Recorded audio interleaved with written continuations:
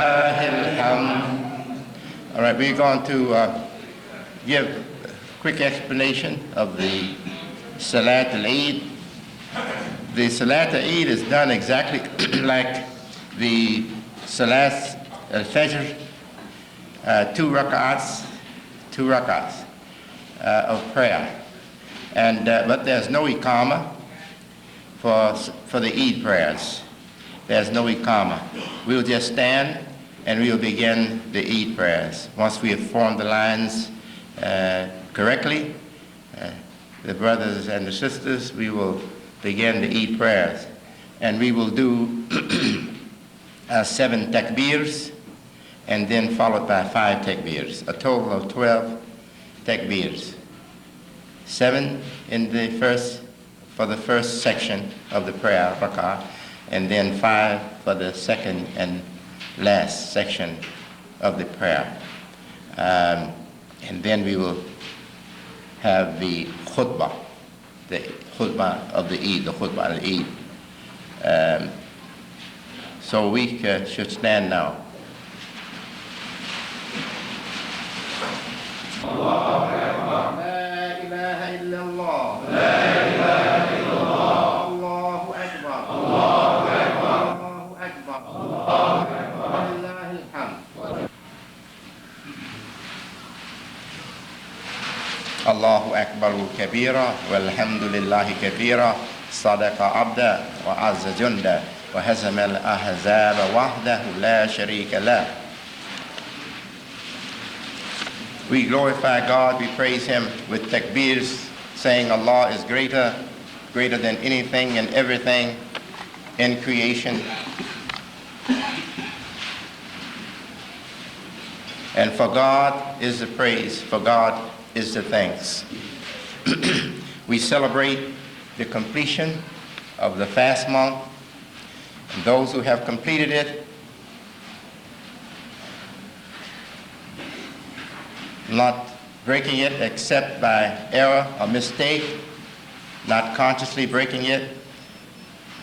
You celebrate also a victory, not just the celebration of the conclusion of the fast month or the end of the fast month, but you celebrate also a personal victory.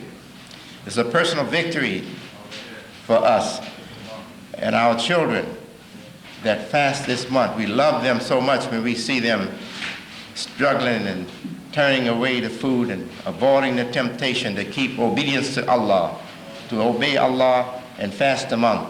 For Mohammed was inspired by God it's in the collection called the Hadith Qudsi, the holy sacred hadith. He was inspired by Allah, and Allah said to Muhammad, for us, fasting is for God. Fasting is for me, Allah said. Fasting is for me.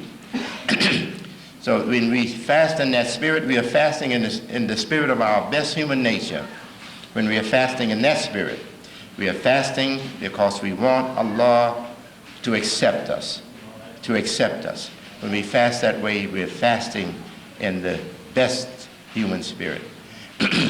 So this month is a month of victory, and this training in this month is training to strengthen us to survive in a world of temptations, a world of great temptations. This world will take us away from the best of our human nature. It will spoil our beautiful human nature if we give in to its temptations. So this training is to protect us against that, give us more strength for us to endure for the rest of the year the temptations of this world. The practice is not to stop during the month of Ramadan. This is intense training in the month of Ramadan. The practice is continued for the rest of your life, all your life. Strive to please God with your utmost. Strive to stay away from lies, untruthfulness. Try to stay away from any bad behavior, because any bad behavior you tolerate, it weakens your good human nature. Your original nature that Allah created you for, the best of your human nature, will be destroyed and lost to the world. So we don't want to give in to the sins of this world, and we strive always to please Allah and satisfy him with our obedience, because our obedience was created for Allah. Allah created us with our obedience in our nature for him. His obedience is firstly for Allah, and if we give our obedience to Allah first, then all the other relationships will be protected. But if we give our obedience to something else first, then all the relationships are not protected. They'll be lost. They'll be lost. You'll find that your relationship with your loved one will be lost. Your relationship with your job will be lost. Everything will be spoiled if you let your relationship with Allah come second to anything. Our relationship with Allah is first. Coming out of the house today, I told Mohammed, our young son here, 12-year-old son, I told him, I said, we obey Allah. Our obedience is for Allah first. I say, after we obedience to Allah, then our obedience is to our country, the United States of America. And I told him, our obedience to Allah will urge us and insist that we make our country and our people, American people, better if we can do it. We are to work to make the country better, the government better, and also the society, the culture, the people, the public, to make that life better if we can do it. And we can only make our small contributions and go on, and others will take it from there after we have gone. So we ask Allah to give us victory, not only in the fast month, but also give us victory in that training ground that the fast month prepares us for, the training ground of the sinful world, that we train always to keep away from sin, fight sin, and conquer sin in ourselves firstly, but also make a contribution to make the world better. With the help of God, we will be victorious there too. I think we are succeeding in the world too. Praise be to Allah. Allahu Akbar. Allahu Akbar. Allahu Akbar. Allahu Akbar. La ilaha illallah. Walillahi alhamd.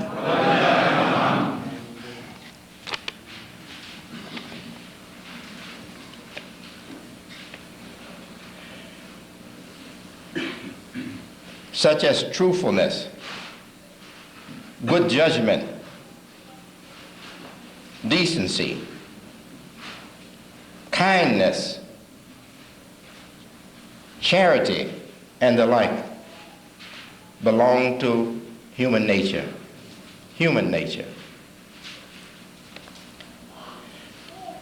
Allah tells us in the Quran to obey God, that is, obey Allah, and obey his messenger. Ati'ullah wa ati'ur rasul. Ati'ullah wa ati'ur rasul. Obey God and obey the messenger. This is what Allah tells us in the Quran. Over and over again we are reminded that we are to obey God and obey his messenger. We should understand that obedience to Allah is our nature. It's not something that comes to us after we are created. No. Obedience to Allah is human nature. The nature of all human beings is to obey God. The world blinds them to that, maybe, or leads them astray, but they will never find happiness complete and satisfying for their souls until they accept to please the one who created them, made them, and made all the good things possible for them that they enjoy. So obedience to God is human nature. Obey God and obey his messenger. Obedience to his messenger is also human nature. Obedience to Muhammad the Prophet is also human nature. Jesus Christ told his people, according to the gospel, peace be on the prophet and messenger of God and the word from God and the spirit from him, Jesus Christ, the Messiah. He told his people, according to the gospel, I in the Father and the Father in me. But he didn't stop there. He said, I in you also, and you and me. So he connected himself with human mortals as a human mortal, that his life was the same as the life in all the human mortals. Muhammad the Prophet is told by Allah in the Quran, say, speaking to Muhammad, to them, I am a human mortal like you. So if we are the same in our human nature and life as Muhammad the Prophet, as Christ Jesus, and all the best of the God's servants, if we are the same in our human nature as him, then it is in our human nature to obey the best of that human nature. And when you are trying to obey, it's natural, even if you don't go to church or to a religious place, a mosque or synagogue or whatever, or a Buddhist temple, it's natural for you to want to follow the best that's in your life, the best urges inside your heart, inside your soul, inside your spirit. That's human nature. So when you are following that and responding like that, you are really obeying your original nature in its excellent mode or excellent form. You're obeying that. And Muhammad is the victorious one among us who succeeded even before God gave him revelation. He succeeded in keeping that nature, that beautiful human life in its correct form. He didn't lose it to the world. He never worshiped idols. He never worshiped idols. He never lied. He's called the one who always spoke the truth, called that before he was called by God. His people called him that. The people of Quraysh, his tribe, the most notable tribe of Arabia, they called him as-Sadiq, the one who never speaks lies. And they called him El-Amin, the trustworthy one, the one who will never break the trust. He will keep his word to you. He will keep his trust. He will keep the trust. So he did this, and God says of him, and he's already lived among you 40 years, meaning that he had lived among the people long enough to prove that he did not spoil his original nature. His original nature in its best form. The human nature in its best form was never spoiled for Muhammad the Prophet. He's called the Hanifa after Ibrahim, Prophet Ibrahim, the upright in his nature. And he belonged to the Hunafa, the upright in their nature, even before the Quran was revealed to him, even before he knew about religion. He was already the best in his nature. And that is to tell us that God created Adam right, not wrong. Adam was not created in sin, a sinner. He was created in the best human nature. And we descended from him. We all inherit the best human nature from our father, Adam. We inherit the best human nature. And all of us are his descendants, are his children from that point of view. Not in his sin, but in his excellence. We are all his descendants, his children. And if we follow sin, it's not because of the nature that God gave us, it's because of the world that deceives us or tempts us out of our righteousness. As we are told that Satan seduced our father and our mother, our parents, and caused them to come out of the clothing that God had given them, the clothing of righteousness. The clothing of righteousness. Allahu Akbar. Allahu Akbar. Allahu Akbar. Allahu Akbar. La ilaha illallah. Allahu Akbar. Allahu Akbar. Walillahi alhamd. الله أكبر الكبير والحمد لله كثيرا صدق عبده وعز جنده وهزم الأحزاب وحده لا إله إلا الله وحده لا شريك له هزم الأحزاب وحده. Muhammad, you know, was given a great victory over those who were trying to prevent Islam from ever being established on this earth. He was given a big victory over them. It was the idolaters, the mushrikeen, and also their supporters from Jews and from some other people were supporting them. And Muhammad the Prophet and his followers were given the victory. But we say, Hazam al-Ahzab wahda. God defeated the the campaigns of the enemy of his foes by himself. God did it. We should not think of that victory as a victory for brave men. Yes, brave men had a part. God honored brave men to give them a part in the victory. All those brave men that fought, they were honored by God to have a part, a role in the victory. But the victory was God. God made the victory. Allah made the victory. Had it not been for Allah revealing the religion and sending Mohammed the prophet as a mercy to all the worlds and protecting the way and the religion for all times, even against physical forces, military powers, we would not have had any victory. Victory came only because of Allah's protection, His will in it for us.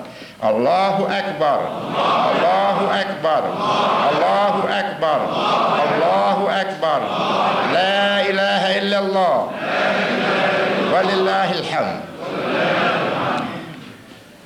This is the deen of fitrah, deen al-fitrah allati fatara an-nasa alayha. It is the religion of origin.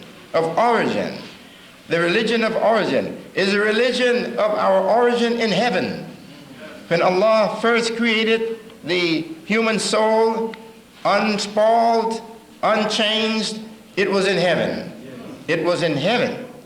God created us in heaven, and in creating us, our souls, He put into our souls what we needed for our life always. And what He gave us as revelation was answering the plea in our nature for help. Our nature was begging for help. Man could not do it alone. Even though God gave him what he needed in his nature, he could not do it alone against this world. The world is too big for him. So God had to come to his aid and answer his need that God put in his original nature. So Islam is not something foreign, added to you. It is what your original nature calls for. This day I have perfected for you your religion. Your religion. God didn't say his religion, your religion. It's your property. It belongs to your nature. This day I have perfected for you your religion and have completed my favor upon you, and perfected for you your religion and completed my favor upon you. Meaning that God had created you for this. That's his favor to you, to create you so beautifully and so in your original nature, and completed my favor on you, and have chosen for you or preferred for you Islam, your own religion. Your religion by nature have preferred for you Islam Dina as religion. Praise be to Allah. Allahu Akbar. Allahu Akbar. Allahu Akbar. Allahu Akbar. La ilaha illallah. Walillahi alhamd.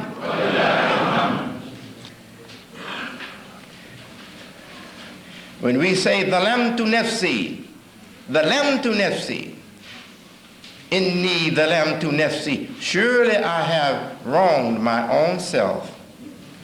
So deviations away from Islam or the nature God created for us is wronging our own selves. So when we lie, when we give in to the habit of lying, we are wronging our own self, because God didn't create us to lie. He created us to be like Mohammed never told a lie even before God made him know religion. He created us like he made Mohammed, never to lie, not to ever want to lie. So when we lie, we are going against our own good nature. We are wronging our own good selves. We are oppressing our own good selves. We are holding down ourselves. We are holding back ourselves from progress. When we lie, when we steal, when we cheat, when we fornicate, when we commit adultery, when we do all these things that God said don't do. He said don't do them because you're going against your nature when you do it, and you're going to suffer consequences, bad consequences. If you go against your original nature, you're going to feel it in your soul. You're going to feel it in your conscience. You're going to feel it on your spirit. If you shut it out of your conscience, it's going to weigh on your spirit. It's going to hurt your performance when you want to do good and succeed in the world. Sin brings down the best of men. Sin brings down PhDs. bring down men with 10 PhDs. Sin bring them down. They go up to the presidency of the United States of America, or to the kingship of Saudi Arabia, or to some other high place, and they fall down and they are disgraced before the public. The public dismiss them. The public get rid of them. They're not fit to be leaders anymore for the people. What brought him down? Not that he couldn't figure math. That didn't bring him down. Not that he didn't know law. He knew how to argue law in the court. That didn't bring him down. What brought him down? The same thing that brings the most deprived man down. Giving in to temptations and spoiling his own good nature that God created for him. Not listening to the best urges of his own creation and following weaknesses in the world. Bring down the biggest of all men and women. Bring down the biggest. So we must understand this as it is given. Understand the religion as it is given, and we will have fulfillment and happiness and peace everlasting. Allahu Akbar. Allahu Akbar. Allahu Akbar. Allahu Akbar. La ilaha illallah. Allahu Akbar. Allahu Akbar. Walillahi alhamd. Islam is a religion of human nature, the religion of the original human nature, the human nature before the world takes it out of its excellence. Islam is the inheritance of every human being. It's their rightful inheritance, the inheritance of every human being. Islam, Islam.